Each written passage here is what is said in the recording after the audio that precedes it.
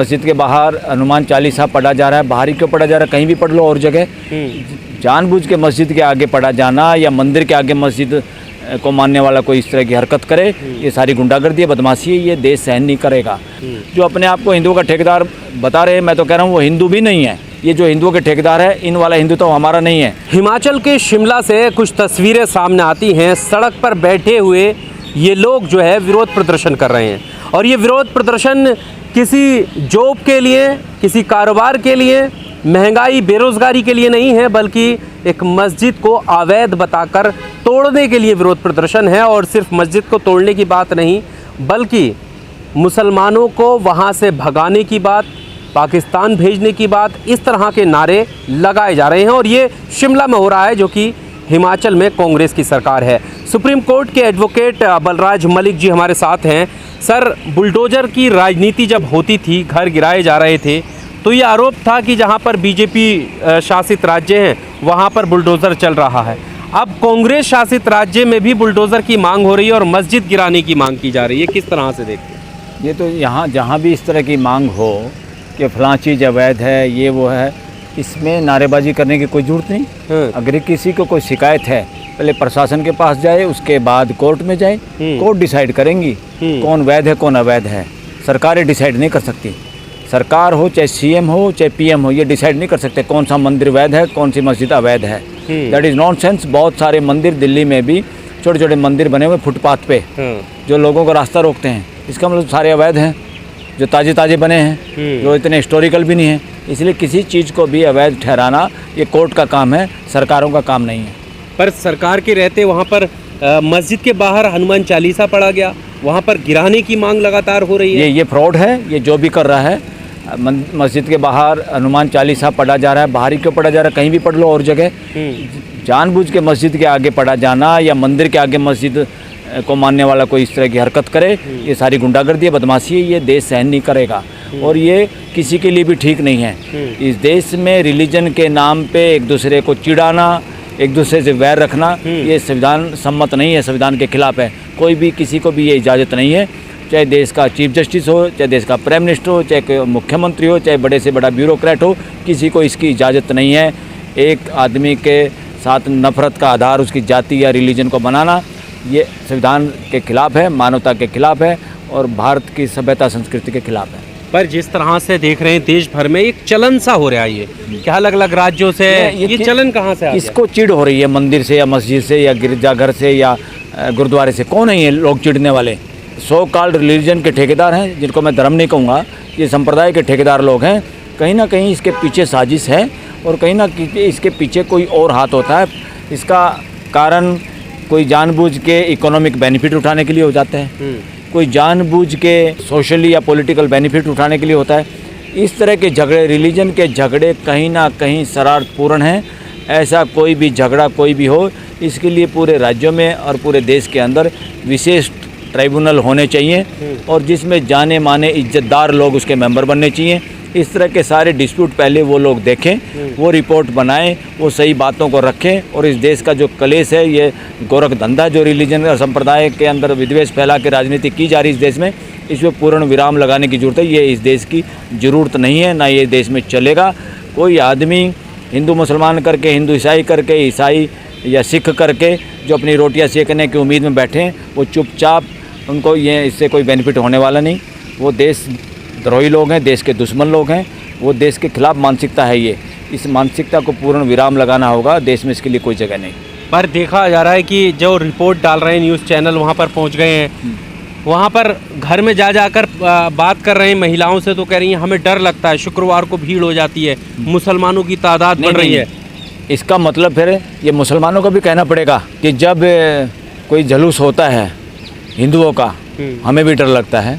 दुर्गा पूजा होती है या कुछ और तरह के काम होते हैं, या ये जो क्या है कावड़ यात्रा शुरू होती है, इसका मतलब जो भाषा आप बोल रहे हैं कि हमें डर लगता है, तो इसका मतलब मुसलमानों को भी डर लगता है। ये भाषा वो भी बोल रहे हैं क्या? यही इंतजार कर रहा है ये देश।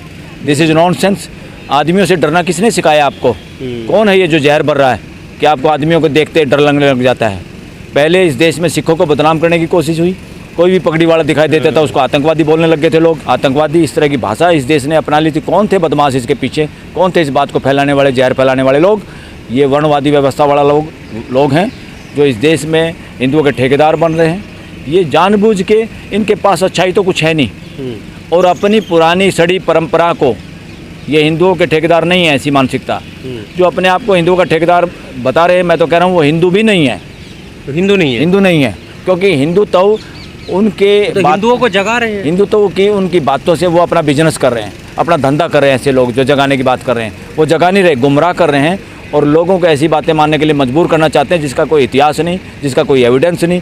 कथा कहानियाँ, इस तरह की कथा कहानियाँ जो रीजन पे ना हो, जो लॉजिकल ना हो, जो साइंटिफिक नहीं हो, ये भारत की परंपरा और संस्कृति नहीं है। भारत की परंपरा है वास्तविकता, सच्चाई और एविडेंस बेस्ड बातें, वही भारत की प्रकृति आधारित जीवन शैली, वो हिंदुत्व है। ये जो हिंदुओं के ठेकेदार है, इन वाला हिंदुत्व हमारा नहीं है, न इस देश के हिंदुओं का वो हिंदुत्व है। ये तो वो है जो इसके सहारे पीढ़ी दर पीढ़ी आज तक गुजारा करते आए हैं और आगे इस अपने उसको बना के रखना चाहते हैं स्टेटस को किसी भी पाखंड के जरिए, किसी भी वो ऐसे चीज़ों के जरिए जो लोगों को मानसिक बंधक बनाता है, मानसिक गुलाम बनाता है, उस तरह की फिलॉसफी के जा रहे। इससे ये देश उब चुका है और देश इस बात के साथ नहीं है। ऐसे हिंदुत्व के साथ ये देश नहीं है। ये हिंदुत्व किसी और का होगा, जहर फैलाने वाला हिंदुत्व हिंदुओं का हिंदुत्व नहीं है। पर ये सरकार वहाँ पर, क्योंकि प्रशासन के लोग हैं, प्रोटेक्शन उन्हें मिल रहा है और खुले तौर पर नारे लगाए जा रहे हैं, तो उन पर कोई कार्रवाई नहीं हो सकती ऐसे? नहीं, क्यों नहीं कार्रवाई हो सकती? जो वैमनस्य फैलाने की बात करता हूँ उन पर कार्रवाई होनी चाहिए एज पर लॉ। हो सकती है वो किसी पे भी है। इसमें so called Hindu, so called Muslim, so called ईसाई, सो कॉल्ड सिख, किसी को भी अलाउड नहीं है। सबके खिलाफ एक्शन होना चाहिए और ख़ास तौर पे सबसे पहले किसके खिलाफ एक्शन होना चाहिए? जो मेजोरिटी में है, जो भाई सबसे ज़्यादा ताकतवर होता है, उसके खिलाफ अगर कानून कार्रवाई करता है तो कमज़ोर को या कम संख्या वाले को ये उलाहना देने का, ये उंगली करने का मौका नहीं मिलता कि मेरे खिलाफ किया है, दूसरे के खिलाफ नहीं किया। इस देश के अंदर जो भी शरारत करता है रिलीजन के नाम पे, सबको टैकल करने की ज़रूरत है, सबका इलाज करने की ज़रूरत है। और मैं तो एक और कहूँगा, सब इन रिलीजन के फॉलो करने वाले लोगों को खुद सामने आना पड़ेगा, ठेकेदारों को छोड़ के। खुद सामने क्यों आना पड़ेगा? मान लो कोई एक्टिविटी मंदिर में हो रही है और वहाँ लाखों की भीड़ इकट्ठा होगी, उससे भी लॉ एंड ऑर्डर डिस्टर्ब होता है। कहीं पे मस्जिद में हो रही है, वहाँ पे लाखों हजारों लोग इकट्ठे हो गए, जगह नहीं है उस काम को करने के लिए, वो भी लॉ एंड ऑर्डर को डिस्टर्ब कर रहा है। और चाहे वो सिख हो चाहे क्रिश्चियन हो, इस तरह के प्रोसेशन और इस तरह के उत्सव जो लॉ एंड ऑर्डर को डिस्टर्ब करने वाले हो, हमें समाज को आगे आना पड़ेगा और युवा पीढ़ी को सामने आना पड़ेगा कि हमको इनको ऑर्गेनाइज तरीके से ऐसे करना चाहिए ताकि दूसरे लोग हमारा सम्मान करें और कोई ये ना कहे लॉ एंड ऑर्डर इससे बिगड़ता है या डिस्टर्ब होते हैं। सबको आगे आना पड़ेगा, पूरे देश को, अलग अलग रिलीजन को फॉलो करने वाले लोगों को खुद सामने आने पड़ेगा, इन ठेकेदारों को छोड़ के। ठेकेदार तो सब लड़ाई करवाएंगे, इनकी दुकानदारियाँ चलती हैं। समाज को आगे आना पड़ेगा इनमें सुधार करने के लिए कि हम चीज़ों को फॉलो करें मगर उस लिमिट में रह के फॉलो करें, किसी को उंगली करने का मौका ही ना मिले। हमें अपने सिस्टम में चेंज करना पड़ेगा, चाहे वो हिंदू हो, चाहे मुसलमान हो, चाहे क्रिश्चियन हो, चाहे सिख हो। उनको पुराने ढर्रे से बाहर आना पड़ेगा। जहाँ पे जगह कम है तो हमें उसी हिसाब से वो काम करना पड़ेगा, दूसरी जगह में व्यवस्था करनी पड़ेगी लोगों के लिए। और इसमें सरकारों को सहयोग करना चाहिए लोगों का। अगर जगह आवंटित करने की ज़रूरत है या जगह एलोकेट करने की ज़रूरत है, ये ऐसा मामला है जो सब लोगों से जुड़ा हुआ है। इसमें सौहार्दपूर्ण तरीके से, साइंटिफिक तरीके से, भाईचारे के आधार पे हमें इसको सोल्व करना चाहिए, न कि लोगों को उग्र बना के अपनी राजनीतिक रोटियां सेकते रहें। पर इसमें एक चीज़ ये भी है कि आखिर एकदम ये कैसे हो गया कि जैसे आपने कहा कि लोगों को आना पड़ेगा, समाज को आगे आना पड़ेगा, तो समाज ही तो है जो मुसलमानों से डरने लगा है। समाज की महिलाएं तो कह रही हैं ये डर का माहौल मुसलमानों से कैसे है? ये कुछ लोगों को लग रहा होगा डर, जिनके अंदर जहर भर दिया गया है, जो जहर से संक्रमित हो गए हैं। जो हिंदू मुसलमान का जो जहर फैला रहे हैं लोग, उनके उस जहर से जो संक्रमित हुए हैं उनको डर लगता होगा, बाकी तो किसी को डर नहीं लगता। इस देश की एजुकेशन से अभी तक ये डर क्यों नहीं निकाला गया लोगों का कि सब एक जैसे इंसान हैं? इससे कस का मतलब तो ये हो गया, अनपढ़ भाई, किसी ने इंग्लिश में एमए कर ली, किसी ने हिंदी में कर ली, किसी ने पारसी में कर ली, किसी ने उर्दू में कर ली, एक दूसरे से डरेंगे क्या? नहीं, डरने का काम है क्या ज्ञान? कोई डरने का काम नहीं। That is nonsense, this is nonsense. और एक आदमी न केवल 140 करोड़ से डरने की जरूरत है, एक आदमी को पूरे 800 करोड़ धरती पर रहने वाले किसी इंसान से डरने की जरूरत नहीं है। सब इंसान आपको गले लगाने के लिए तैयार हैं। आप गले लगने वाले काबिल तो बनो। आप पहले से डर रहे हैं पहले से दूसरे से नफरत कर रहे हैं, पहले से दूसरे को नफरत करने के लिए मजबूर कर रहे हैं। This is nonsense, this is failure of education, this is failure of administration, this is failure of political system of the country, this is also somehow little bit failure of the judicial system of this country also। क्या कांग्रेस भी उसी उस पर राह पे जो भी राजनीति के लिए चुप रहेगा, जब देश को आवाज़ चाहिए कि क्या है, स्पष्ट आवाज़ चाहिए, स्टेट्समैन चाहिए इस देश को, राजनीतिक नहीं चाहिए। देश में राजनीतिक इलेक्शन लड़ने वालों की तो भीड़ हो गई है, सब प्रधानमंत्री बनना चाहते हैं, जब एमएलए एमपी बनना चाहते हैं। इस देश में बिना पदों के कौन रहना चाहता है?